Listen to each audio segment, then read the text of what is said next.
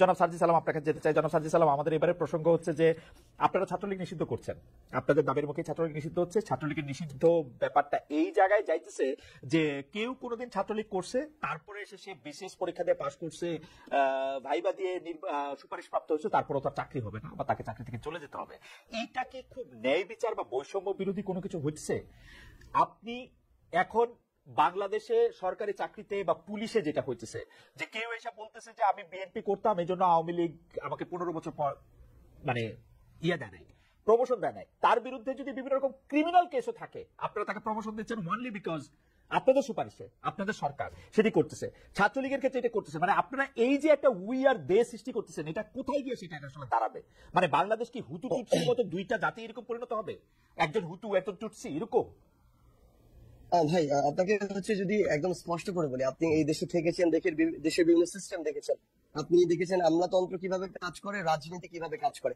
মানে প্রথম কথা হচ্ছে, আপনি যখন একদম সাধারণ সকল মানুষের মতো বলেন আপনারা, তখন এটা আসলে আমাদেরকে আবার ভাবায় যে ও আচ্ছা, আমরা আসলে কারা? আমরা কি এই মুহূর্তে আসলে আমলাতন্ত্রের কোনো বড় আমলা, নাকি আমরা কোনো মন্ত্রী, না কোনো উপদেষ্টা, না প্রধান উপদেষ্টা?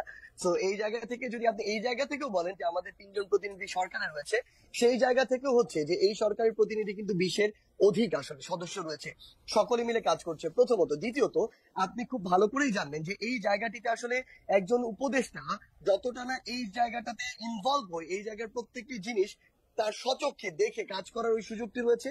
আমলাতন্ত্রে যে মানুষগুলো রয়েছে তাদের কাছে স্টেপ বাই স্টেপ এই যে জিনিসগুলো ডিসিশন মেকিং এ তাদের ওই প্রভাবটি বেশি থাকে।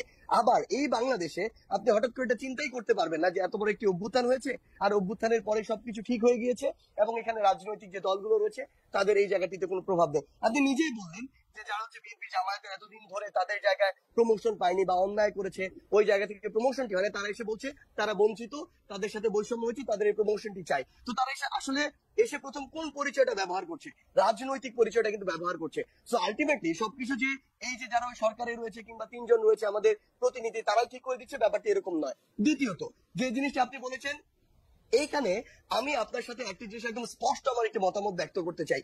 ছাত্রলীগ নিষিদ্ধ হওয়ার পূর্বের কথা যদি বলি, ওই টাইমে পুরো সময়টিতে যে ছাত্রলীগ বিগত 16 বছর ধরে একটা আলাদা রকম তাদের নৈরাজ্য চালিয়েছে, সেই টাইমে আওয়ামী লীগ যখন ক্ষমতায় ছিল, তখন যদি তারা এটি বলতো যে কেউ একজন বিএনপি করে বা জামাত করে বলেই তাকে কোনো একটি পদে, পুলিশের পদে হোক, বিসিএস এর যে কোনো একটি জায়গায় হোক, তাকে নিয়োগ দেওয়া যাবে না, তার গেজেট বের হবে না, প্রকাশিত হবে না, এটি আমার জায়গা থেকে আমি কখনোই সমর্থন করি না, যদি না তার বিরুদ্ধে কোনো এরকম ফৌজদারি মামলা কিংবা অন্যায় অপরাধ এসবের কোনো তদন্ত সাপেক্ষে অভিযোগ এবং প্রমাণ থাকে। একইভাবে আমি আমার জায়গা থেকে মনে করি যে এই ছাত্রলীগ নিষিদ্ধ হওয়ার পূর্বের যে সময়টি ছিল, এই সময় বিগত 16 বছরে যারা ছাত্রলীগের বিভিন্ন জায়গায় কর্মী ছিল কিংবা পোস্টেড ছিল, তাদের মধ্যে কেউ যদি কোনো জায়গায় ক্ষমতার অপব্যবহার করে, অন্যায় করে, বিভিন্ন দলের কারো উপরে অত্যাচার করে, কিংবা তাদের জায়গা থেকে এই যে বিভিন্ন রকম অপশাসন দুঃশাসনের সরাসরি মাঠ পর্যায়ে সহযোগী হয়, কিংবা ওই যে রাজপথের লাঠিয়াল হিসেবে, হেলমেট বাহিনী হিসেবে ব্যবহার না হয়, যাদের এই ক্লিন ইমেজটি রয়েছে, এই অভিযোগগুলো যাদের বিরুদ্ধে নেই, তারা যদি তাদের মেধার ভিত্তিতে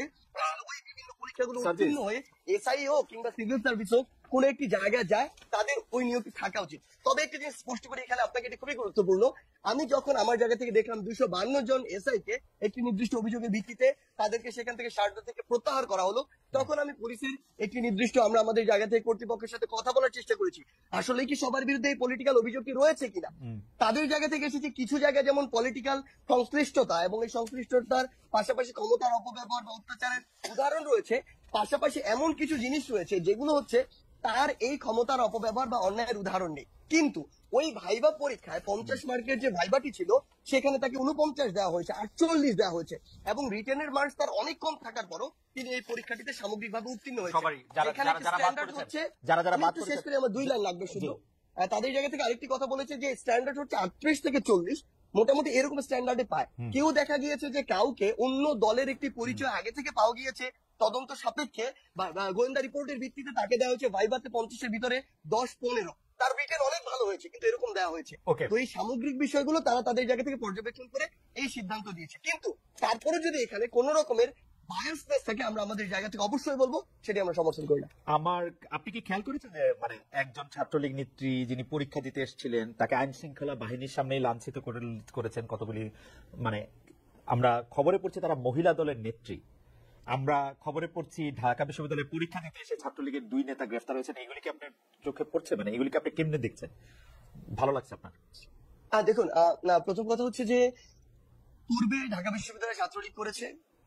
যদি আমি আমার এই প্রশ্নের উত্তর আসলে পূর্বের জায়গাটিতে রয়েছে, যদি তার বিরুদ্ধে এই যে নৃশংস বর্বরতা আমাদের উপরে চালানো হয়েছে পুরো বাংলাদেশের বিভিন্ন জেলাগুলোতে কিংবা ঢাকা বিশ্ববিদ্যালয়ে যেটি চালানো হয়েছে, এই সংশ্লিষ্টতা কিংবা বিগত এই যে রেজিমটি দেখেছি, এই সময়ে তারা ছাত্রলীগের নাম ধারণ করে সাধারণ শিক্ষার্থী বা ভিন্ন মতাদর্শের উপরে যদি অত্যাচার নির্যাতনটি না চালিয়ে যদি থাকে, কেন তাহলে যদি তার কেন সাথে হঠাৎ যদি করে কেন এরকম সার্জিস, কিছু করাকে সার্জিস, যদি কেন সমর্থন করবো না আমরা আমাদের জায়গা থেকে। সার্জিস, কিন্তু যদি কেন আমি 2টা ঘটনা বললাম, আপনি এই 2টা ঘটনা জানেন কিনা? এরকম নিশ্চয়ই আরো 50,000 ঘটনা আছে। আপনি যদি বলছেন কেন, যদি মানে এই 2টা ঘটনা আপনি জানেন কিনা, মানে এইটার আপনি জানেন অথবা আপনি জানেন না, এটাই তো হবে। এটার মধ্যে যদি কেন। আচ্ছা আচ্ছা, পরীক্ষার হলে যে ঘটনাটা, এই ঘটনাটা আমি জানি। আচ্ছা, ওইটা কি ঠিক আছে? মানে এটা করা ঠিক আছে? ছাত্রলীগের 2 নেতা গ্রেফতার পরীক্ষার হলে এসে? না, এটার আনসারটাই তো আমি আপনাকে বললাম যে তার বিরুদ্ধে যদি সেরকম অভিযোগ থাকে, এরকম বর্বরতা নির্যাতন নৃশংসের সাথে যুক্ত হওয়ার যদি তার বিরুদ্ধে এই অভিযোগটি থাকে, এটি তো আমি জানি না অভিযোগটি আছে কিনা, সেটি খতিয়ে দেখার সুযোগটি আসলে আমার হয়নি। যদি থাকে তাহলে তাকে গ্রেফতার করতে পারে যে কোনো জায়গা থেকে, যদি না থাকে তাহলে যে কোনো জায়গা থেকে, ইভেন বাড়ি থেকে নিয়ে যেতে পারে না। আমি তো জানি না যে আছে কিনা, আপনার কাছে তাহলে তো আমি আপনাকে ডিসিশন দিতে পারি। আচ্ছা আচ্ছা, আপনি জানেন না আছে কিনা। আমার তো ধারণা যে ছাত্রলীগের যে 2 নেতার কথা বলা হচ্ছে তাদেরকে আপনি চেনেন, থাকলে নিশ্চয়ই আপনি বলতেন, আমার ধারণা। বিকজ গত 8-10 বছরে যা কিছু হয়েছে, 17 সালের থেকে যদি আপনি ঢাকা বিশ্ববিদ্যালয়ে থাকেন, 17 সালের পর থেকে যদি আপনি ছাত্রলীগের রাজনীতিতে থাকেন, আপনি যদি আসলে ছাত্র প্রতিনিধি হয়ে থাকেন, আমার ধারণা গত 6-7 বছরে যা কিছু হয়েছে ঢাকা ইউনিভার্সিটিতে আপনি জানেন। আমার একটা ধারণা ছিল সার্জিস, যে যেই 2 নেতা গ্রেফতার হয়েছে সেই 2 নেতা আপনার পরামর্শে, উপদেশে বা কথাতেই গ্রেফতার হয়েছে। এটা আমার একটা ধারণা ছিল যে এই 2 নেতা দুষ্ট, এজন্য গ্রেফতার করেন। প্রথম কথা হচ্ছে, আপনাকে একটা জিনিস একদম নিশ্চয়তা দিয়ে বলতে চাই, এই মুহূর্তে বাংলাদেশে আসলে ছাত্রলীগের পোস্ট না পাওয়া সবচেয়ে বড় ছাত্রলীগের সাবেক নেতা মনে হয় সার্জিস আলম। কারণ আপনি আমার পুরো এই বিশ্ববিদ্যালয়ের মানে যদি জার্নিটা দেখেন, কোথাও আমার কোনো কিন্তু না, সবচেয়ে বড় আমার জায়গা থেকে আপনি তো গুরুত্বপূর্ণ লোক, আইজিপি আমার ফোনই ধরেন না, আপনার সাথে ঘুরে বেড়ায় রংপুরে। না না, কখনোই না, এটা আপনি এভাবে কখনোই বলতে পারেন না। কোন দিক থেকে?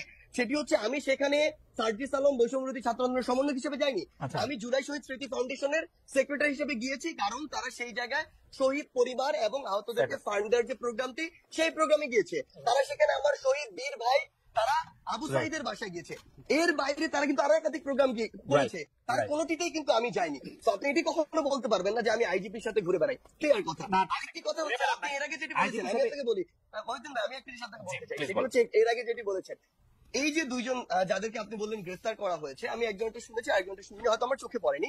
কিন্তু এই বিশ্ববিদ্যালয়ে কিংবা আমি যাদেরকে প্রমিনেন্টলি সেন্ট্রালে ছিল, যাদেরকে চিনি, এরকম অন্তত আমি 50 জনের কথা বলতে পারবো যারা সরাসরি এই অত্যাচার কিংবা নির্যাতন বা 15 তারিখে আমাদের সাথে যা হয়েছে, 16 তারিখে এগুলোর সাথে সরাসরি জড়িত। তাদের সাথে, তাদের বিরুদ্ধে বিভিন্ন জায়গায় মামলা হয়েছে। তো যদি আমার জায়গা থেকে আমি সরাসরি এরকম বাইরে নেমে বলতাম, হয়তো তাদেরটা আগে আসতো, কারণ আমাদের চোখের সামনে এটি করা হয়েছে। হ্যাঁ, তাদের বিরুদ্ধে মামলা হয়েছে, প্রশাসন তাদের তদন্ত সাপেক্ষে তাদেরকে গ্রেফতার করবে, ব্যবস্থা নিবে। আমি কেন ব্যক্তিগতভাবে বলতে চান? অথবা আপনি ইচ্ছা প্রকাশ করেছেন, কারণ আমি জীবনে যেমন দেখেছি বলে, মানে যাই হোক সেটি অন্য প্রসঙ্গ, কিন্তু আপনি তাহলে বলেন নাই ব্যাপারটা তো এরকমই, তাদের 2 জনের না না, আপনার আসলে ঠিক আছে, ঠিক আছে, আমি এইটাই বুঝলাম। আচ্ছা, আমাকে মহিউদ্দিন ভাই, আপনি এখানে একটা ছোট্ট আর্গুমেন্ট দিয়ে দেখেন, আপনি যে এটা রিলেট করতে পারবেন। আর্গুমেন্টটা আমাকে শুধুমাত্র ধরেন, না আর্গুমেন্ট একটা ছোট্ট জাস্ট ইনসাইট, সেটা হচ্ছে যে মনে করেন আমাকে শুধু পোস্টটা দেয় না, এই কারণে যদি আমার রাগ খুব এরকম হয় যে আমি তাদেরকে ধরিয়ে দিব, তাহলে যাদের উপরে ভিন্ন রাজনৈতিক মতাদর্শের কারণে এরকম অত্যাচার হয়েছে, নির্যাতন হয়েছে, হামলা হয়েছে, মামলা হয়েছে, আমাদের আসিফ কাদের জেল কেটেছে, তাদের কি পরিমাণ ক্ষোভ থাকার কথা? অবশ্যই আসসালামু আলাইকুম। আজ আমরা পুরো জাতি একসঙ্গে স্মরণ করছি এমন একদিন যা এদেশের ইতিহাসে গভীর ছাপ রেখে গেছে। 5ই আগস্ট শুধু একটি বিশেষ দিবস নয়, এটি একটি প্রতিজ্ঞা, গণজাগরণের উপাখ্যান এবং ফ্যাসিবাদী শাসন থেকে জাতির পুনর্জন্মের দিন। আজ আমি গভীর শ্রদ্ধার সঙ্গে স্মরণ করছি 1971 সালের স্বাধীনতা যুদ্ধের সকল বীর মুক্তিযোদ্ধাদের, যাদের আত্মত্যাগে আমরা পেয়েছি স্বাধীন সার্বভৌম বাংলাদেশ। 1971 সালে সাম্য, মানবিক মর্যাদা ও সামাজিক ন্যায় বিচার প্রতিষ্ঠার লক্ষ্যে এদেশের জনগণ সশস্ত্র মুক্তিযুদ্ধে অংশগ্রহণ করেছিল। লাখো প্রাণীর বিনিময়ে একটি স্বাধীন রাষ্ট্র প্রতিষ্ঠা হয়েছিল, কিন্তু স্বাধীনতার অর্ধ শতাব্দী পরেও এদেশের মানুষ সুবিচার ও গণতন্ত্র থেকে বঞ্চিত হয়েছে।